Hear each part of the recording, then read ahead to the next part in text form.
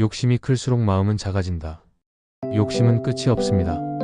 하나를 얻으면 둘을 원하고 둘을 얻으면 셋을 원하지요. 그런데 이상하게도 가질수록 마음은 점점 불안해집니다.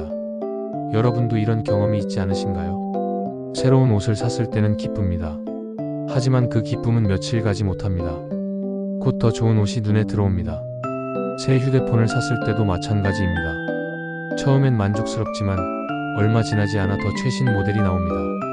그러면 방금 산 휴대폰이 갑자기 낡아 보입니다. 이것이 욕심의 본질입니다. 욕심은 결코 채워지지 않습니다. 오히려 가지면 가질수록 더 많은 것을 원하게 만듭니다. 마치 소금물을 마시는 것과 같습니다. 마시면 마실수록 갈증은 더 심해집니다. 부처님은 욕심을 끝없는 바다에 비유하셨습니다. 물 한 방울로는 결코 갈증을 채울 수 없는 바다 말이지요. 탐욕이라는 바다에 우리가 아무리 많은 것을 부어도 그 바다는 여전히 텅 비어 있는 것처럼 느껴집니다. 채워도 채워지지 않는 공허함, 그것이 바로 욕심이 가져다주는 고통입니다. 우리는 왜 이렇게 많은 것을 원할까요? 그것은 행복해지고 싶기 때문입니다. 더 많이 가지면 더 행복할 거라고 믿습니다. 하지만 부처님께서는 이것이 착각이라고 말씀하십니다. 행복은 많이 가지는 데서 오는 것이 아니라 만족하는 데서 온다고 가르치십니다. 지족이라는 말이 있습니다. 만족할 줄 아는 마음입니다. 지족을 아는 사람은 땅바닥에 누워도 천국이고 지족을 모르는 사람은 천국에 있어도 지옥이라고 합니다. 외부의 조건이 중요한 것이 아니라 내 마음의 상태가 중요하다는 뜻입니다. 우리 주변을 둘러보면 이런 사람들을 볼 수 있습니다. 많은 것을 가졌지만 늘 불평하는 사람, 적은 것을 가졌지만 늘 감사하는 사람. 누가 더 행복해 보이나요? 답은 명확합니다. 가진 것의 양이 아니라 그것을 대하는 마음이 행복을 결정합니다. 탐욕은 불교에서 삼독 중 하나입니다. 탐욕, 분노, 어리석음. 이 세 가지는 우리를 괴로움으로 이끄는 근본적인 마음의 독입니다. 그 중에서도 탐욕은 가장 교묘합니다. 왜냐하면 탐욕은 나쁜 것처럼 보이지 않기 때문입니다. 우리 사회는 욕심을 부추깁니다. 더 많이 벌어라, 더 높이 올라가라, 더 크게 성공하라. 이런 메시지가 끊임없이 우리를 자극합니다. 그래서 우리는 욕심을 당연한 것으로, 심지어 좋은 것으로 여기게 됩니다. 야망이라는 이름으로, 성취욕이라는 이름으로 포장됩니다. 물론 목표를 가지고 노력하는 것은 나쁘지 않습니다. 문제는 그것이 끝없는 욕심으로 변질될 때입니다. 목표를 이루어도 만족하지 못하고 계속 더 많은 것을 원할 때, 그때 우리는 고통 속에 빠지게 됩니다. 부처님께서 깨달음을 얻으시기 전 고행을 하셨던 이야기를 아시나요? 부처님은 극심한 고행으로 자신을 괴롭혔습니다. 하루에 쌀 한 톨만 먹으며 몸을 말려갔습니다. 하지만 그렇게 해도 깨달음은 오지 않았습니다. 그때 부처님은 깨달으셨습니다. 극단은 답이 아니라는 것을. 너무 많이 가지려는 것도 너무 적게 가지려는 것도 모두 집착이라는 것을. 부처님은 중도를 선택하셨습니다. 지나치지도 모자라지도 않은 길, 그것이 바로 해탈로 가는 길이었습니다. 우리에게도 중도가 필요합니다. 아무것도 가지지 말라는 것이 아닙니다. 필요한 것을 가지되 집착하지 말라는 것입니다. 원하는 것을 추구하되 그것에 사로잡히지 말라는 것입니다.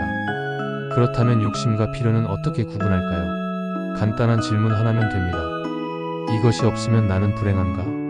만약 그렇다면 그것은 욕심입니다. 진정으로 필요한 것은 우리를 행복하게 만들지만 욕심은 우리를 불안하게 만듭니다. 예를 들어봅시다. 집이 필요한 것은 맞습니다. 하지만 더 크고 더 비싼 집이 없으면 불행하다고 느낀다면 그것은 욕심입니다. 옷이 필요한 것도 맞습니다. 하지만 명품이 아니면 안 된다고 생각한다면 그건 역시 욕심입니다. 욕심이 가져오는 또 다른 문제는 비교입니다. 욕심은 늘 다른 사람과 나를 비교하게 만듭니다. 저 사람은 저런 차를 타는데 나는 왜 이런 차를 탈까? 저 사람은 저렇게 사는데 나는 왜 이렇게 살까? 이런 비교는 우리를 끝없이 불행하게 만듭니다. 왜냐하면 위를 보면 끝이 없기 때문입니다. 아무리 많이 가져도 더 많이 가진 사람은 항상 있습니다.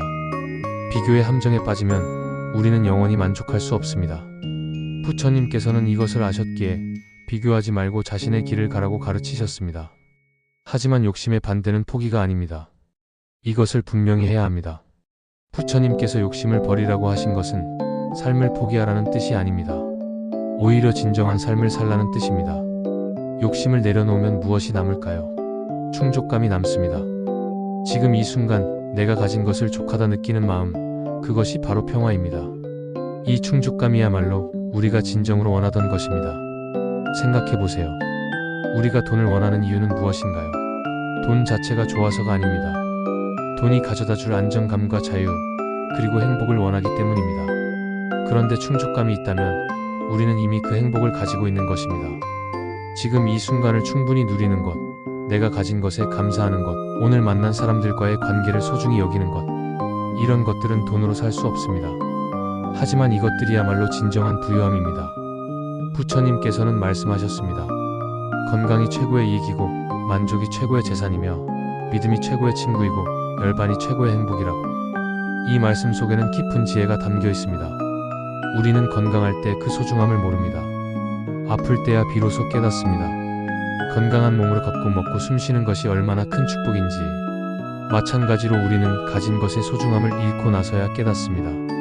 지금 한번 생각해 봅시다. 여러분에게는 무엇이 있나요? 건강한 몸이 있나요? 그것만으로도 큰 축복입니다. 사랑하는 가족이 있나요? 그것은 돈으로 살 수 없는 보물입니다. 오늘 먹을 밥이 있나요? 세상에는 그것조차 없는 사람들이 많습니다. 이렇게 하나씩 헤아려 보면 우리는 이미 많은 것을 가지고 있습니다. 다만 욕심에 가려보지 못했을 뿐입니다. 욕심이라는 구름이 걷히면 우리는 이미 풍요 속에 살고 있었다는 것을 알게 됩니다. 이제 함께 명상을 해봅시다. 편안한 자세로 앉아봅니다. 등을 곧게 펴고 어깨는 편안하게 내립니다. 눈을 감아도 좋고 반쯤 뜨고 있어도 좋습니다. 천천히 깊게 호흡합니다. 들이마시고 내쉽니다. 몸의 긴장을 풀어줍니다. 이제 오늘 하루를 떠올려 봅니다. 아침에 눈을 떴을 때부터 지금 이 순간까지 오늘 하루 동안 무엇을 원했나요? 아침에 더 자고 싶었나요? 출근길에 더 편한 차를 원했나요? 점심시간에 더 맛있는 음식을 원했나요? 일하면서 더 높은 연봉을 원했나요? 이렇게 우리는 하루 종일 무언가를 원합니다. 욕심이라는 이름으로, 희망이라는 이름으로, 목표라는 이름으로. 이제 관점을 바꿔봅니다. 오늘 하루 동안 나는 무엇을 이미 가지고 있었나요? 아침에 눈을 뜰 수 있었습니다. 새로운 하루를 시작할 수 있었습니다. 따뜻한 물로 씻을 수 있었습니다. 아침 식사를 할 수 있었습니다. 출근길에 걸을 수 있는 두 다리가 있었습니다. 주변을 볼 수 있는 두 눈이 있었습니다. 소리를 들을 수 있는 두 귀가 있었습니다. 직장이 있어 일할 수 있었습니다. 동료들과 대화할 수 있었습니다. 점심을 먹을 수 있었습니다. 이렇게 하나하나 헤아려 보면 우리는 이미 많은 것을 가지고 있습니다. 당연하게 여겼던 것들이 사실은 기적 같은 선물들입니다. 이제 마음속으로 조용히 말해봅니다. 나는 이미 충분하다. 이 문장을 천천히 의미를 새기며 반복합니다.